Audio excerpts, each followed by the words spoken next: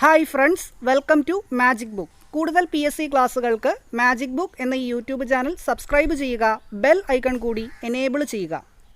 ഇന്ന് നമ്മൾ ചർച്ച ചെയ്യാൻ പോകുന്നത് കേരള PSCയുടെ +2 ആൻഡ് ഡിഗ്രി ലെവൽ പ്രിലിംസ് എക്സാമിൻ്റെ സിലബസിൽ പറഞ്ഞേക്കുന്ന ഒരു ഇംഗ്ലീഷ് ടോപ്പിക്കാണ് ഇഫ് ക്ലോസ് അല്ലെങ്കിൽ ടെൻസസ് ഇൻ കണ്ടീഷണൽ സെൻറ്റൻസ്. സിലബസിൽ ടെൻസസ് ഇൻ കണ്ടീഷണൽ സെൻറ്റൻസ് എന്നാണ് തന്നിരിക്കുന്നത്. അപ്പോൾ നമുക്ക് ഡയറക്റ്റ് ക്ലാസ്സിലേക്ക് വരാം. അപ്പോൾ ആദ്യം നമുക്ക് എന്താണ് കണ്ടീഷണൽ സെൻറ്റൻസ് അല്ലെങ്കിൽ എന്താണ് ഇഫ് ക്ലോസ് എന്ന് നമുക്ക് നോക്കാം. ഒരു കണ്ടീഷൻ ആരംഭിക്കുന്നത് ഇഫ് എന്ന വാക്കുകൊണ്ടാണ്, അല്ലേ? If I win the lottery I will buy a new car. അപ്പോൾ ഈ ഒരു സെൻറ്റൻസിൽ രണ്ട് ഭാഗങ്ങളാണുള്ളത്. ഒന്നാമത്തേത് സബോർഡിനേറ്റ് ക്ലോസും രണ്ടാമത്തേത് മെയിൻ ക്ലോസും. അപ്പോൾ എന്താണ് ഈ subordinate close? If I win the lottery, അപ്പോൾ അവിടെ നമുക്ക് പൂർണ്ണമായ ഒരു അർത്ഥം ലഭിക്കുന്നില്ല. If I win the lottery എന്ന് പറഞ്ഞു കഴിഞ്ഞാൽ അതിൻ്റെ അർത്ഥം ഞാൻ ലോട്ടറി നേടിയാൽ എന്നാണ്. അപ്പോൾ അവിടെ ഒരു പൂർണ്ണമായ അർത്ഥം വരുന്നില്ല, ഇൻകംപ്ലീറ്റ് ആയ സെൻറ്റൻസ് ആണ്, അല്ലെങ്കിൽ ഒരു കണ്ടീഷൻ മാത്രമാണ്. അപ്പോൾ ഇതിനെ നമ്മൾ കണ്ടീഷണൽ ക്ലോസ് അല്ലെങ്കിൽ സബോർഡിനേറ്റ് ക്ലോസ് എന്നാണ് പറയുക.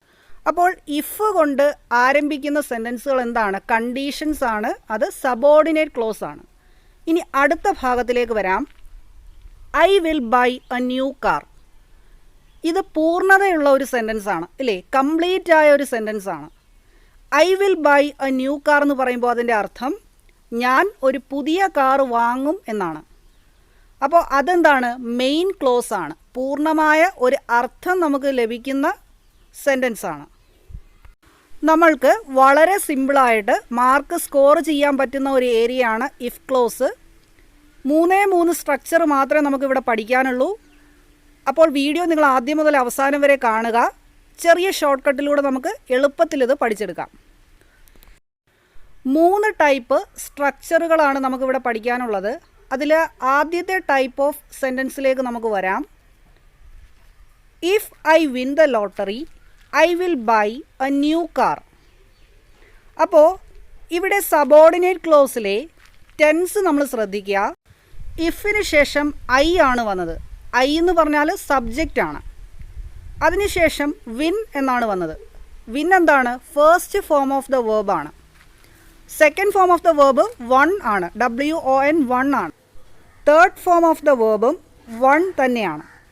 അപ്പോൾ if I win the lottery എന്ന് പറയുമ്പോൾ അത് ഏത് ടെൻസിലാണ് വരുന്നത്? സബ്ജക്റ്റ് പ്ലസ് V1 എന്നാണ് വന്നിരിക്കുന്നത്. അപ്പോൾ V1 വരുന്നത് ഏത് ടെൻസിലാണ്? പ്രസൻറ്റ് ടെൻസിലാണ്. ഒന്നുകൂടെ വ്യക്തമായി പറഞ്ഞു കഴിഞ്ഞാൽ ഇഫിന് ശേഷം ഇവിടെ സിമ്പിൾ പ്രസൻറ്റ് ടെൻസാണ് വന്നിരിക്കുന്നത്. നിങ്ങൾ ഇത്ര മാത്രം ആലോചിച്ചാൽ മതി. സബോർഡിനേറ്റ് ക്ലോസിൽ V1 ഉണ്ടോ എന്ന് നോക്കുക, വേർബിൻ്റെ ഫസ്റ്റ് ഫോം, എങ്കിലത് സിമ്പിൾ പ്രസൻറ്റ് ടെൻസ് ആണ്. അപ്പോൾ മെയിൻ ക്ലോസിൽ I will buy a new car എന്നാണ് പറഞ്ഞേക്കുന്നത്. അപ്പോൾ അതിൻ്റെ സ്ട്രക്ചർ എന്ന് പറഞ്ഞാൽ സബ്ജക്റ്റ്, ഇവിടെ സബ്ജക്റ്റ് ഐ ആണ്. ഐക്ക് ശേഷം വിൽ അല്ലെങ്കിൽ ഷാൽ അല്ലെങ്കിൽ ക്യാൻ അല്ലെങ്കിൽ മേ, ഇവയ്ക്ക് ശേഷം V1 ആണ് വരുന്നത്. ഇവിടെ V1 എന്ന് പറയുന്നത് ബൈ ആണ്, അതായത് വേർബിൻ്റെ ഫസ്റ്റ് ഫോം എന്ന് പറയുന്നത് ബൈ ആണ്. നമ്മൾ ബൈ ആണ് ഇവിടെ ഉപയോഗിക്കുന്നത്. ഇനി വേർബിൻ്റെ സെക്കൻഡ് ഫോം എന്ന് പറയുന്നത് ബോട്ടാണ്, അതായത് പാസ്റ്റ്, ബൈയുടെ പാസ്റ്റ് ആണ് ബോട്ട്. പാസ്റ്റ് പാർട്ടിസിപ്പിളും ബോട്ട് തന്നെയാണ്, അതായത് V3യും ബോട്ട് തന്നെയാണ്. അപ്പോൾ ക്ലിയർ ആയെന്ന് വിശ്വസിക്കുന്നു. അപ്പോൾ നമ്മുടെ എക്സാമിന് സബോർഡിനേറ്റ് ക്ലോസ് തന്നിട്ട് മെയിൻ ക്ലോസ് ചോദിക്കണമെന്ന് നിർബന്ധമില്ല. മെയിൻ ക്ലോസ് തന്നിട്ട് വേണമെങ്കിൽ സബോർഡിനേറ്റ് ക്ലോസും ചോദിക്കാം. അപ്പോൾ തിരിച്ച് നമ്മൾ സ്ട്രക്ചർ മനസ്സിലാക്കിയിരിക്കണം. ഇനി നമുക്ക് അടുത്ത ടൈപ്പ് ഓഫ് സെൻറ്റൻസിലേക്ക് വരാം. If I won the lottery I would buy a new car. അപ്പോൾ കഴിഞ്ഞ സെൻറ്റൻസ് തന്നെയാണ് എഴുതിയേക്കുന്നത്, ടെൻസ് ചേഞ്ച് ചെയ്തു എന്ന് മാത്രമേ ഉള്ളൂ. അപ്പോൾ ഇവിടുത്തെ സ്ട്രക്ചർ എങ്ങനെയാണ് വരുന്നതെന്നാണ് നമുക്ക് മനസ്സിലാക്കേണ്ടത്. അപ്പോൾ ഇവിടെ സബോർഡിനേറ്റ് ക്ലോസിലെ സ്ട്രക്ചർ എന്ന് പറഞ്ഞു കഴിഞ്ഞാൽ if I won the lottery, ഇവിടെ ഐ സബ്ജക്റ്റ് ആണ്, അതിനുശേഷം വൺ എന്നാണ് വന്നേക്കുന്നത്, WON, വൺ. അപ്പോൾ അതെന്താണ്? V2 ആണ്, second form of the verb ആണ്. വിൻ ആയിരുന്നു ഫസ്റ്റ് ഫോം. ഇവിടെ എന്താണ്? WON1 second form of the വേർബാണ്. അപ്പോൾ നമ്മളവിടെ മനസ്സിലാക്കുക ഇത് പാസ്റ്റ് ടെൻസിലാണ്, സിമ്പിൾ പാസ്റ്റ് ടെൻസിലാണ് ഇത് കിടക്കുന്നത്. സബ്ജക്റ്റ് പ്ലസ് V2 എന്നാണ് അതിൻ്റെ സ്ട്രക്ചർ സബോർഡിനേറ്റ് ക്ലോസിൻ്റെ.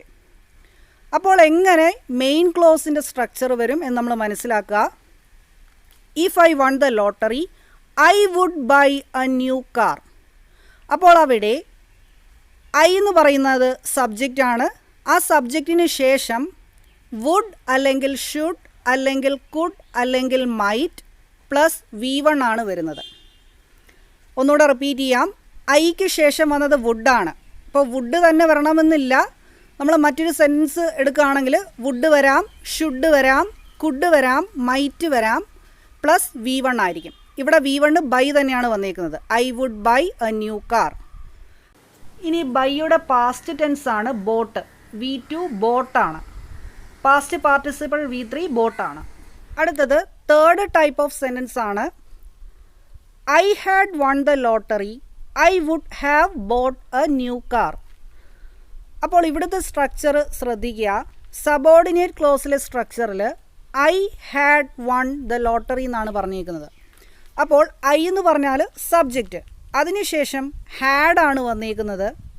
അപ്പോൾ സബ്ജക്റ്റ് പ്ലസ് ഹാഡ്, അതിനുശേഷം V3 ആണ് വന്നിരിക്കുന്നത്.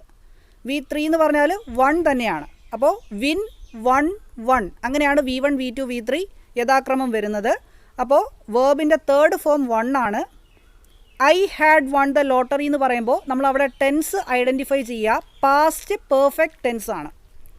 Subject plus had plus V3 past perfect tense ആണ്. അപ്പോൾ നമുക്കതിൻ്റെ സ്ട്രക്ചർ മനസ്സിലായി. നമ്മൾ സബ്ജക്റ്റ് കണ്ടു, ഹാഡ് കണ്ടു, V3 കണ്ടു. അപ്പോൾ എങ്ങനെ മെയിൻ ക്ലോസ് എഴുതും? മെയിൻ ക്ലോസ് എഴുതേണ്ടത് സബ്ജക്റ്റിന് ശേഷം ഐ എന്ന് പറയുന്നത് subject. I would have bought a new car. അവിടെ ഐക്ക് ശേഷം വുഡ് അല്ലെങ്കിൽ ഷുഡ് അല്ലെങ്കിൽ കുഡ് അല്ലെങ്കിൽ മൈറ്റ്, ഇവയ്ക്ക് ശേഷം ഹാവ് വരും. ഓക്കെ, അപ്പോൾ സബ്ജക്റ്റിന് ശേഷം വുഡ് അല്ലെങ്കിൽ ഷുഡ് അല്ലെങ്കിൽ കുഡ് അല്ലെങ്കിൽ മൈറ്റ്, അതിനുശേഷം ഹാവ് വരുന്നു.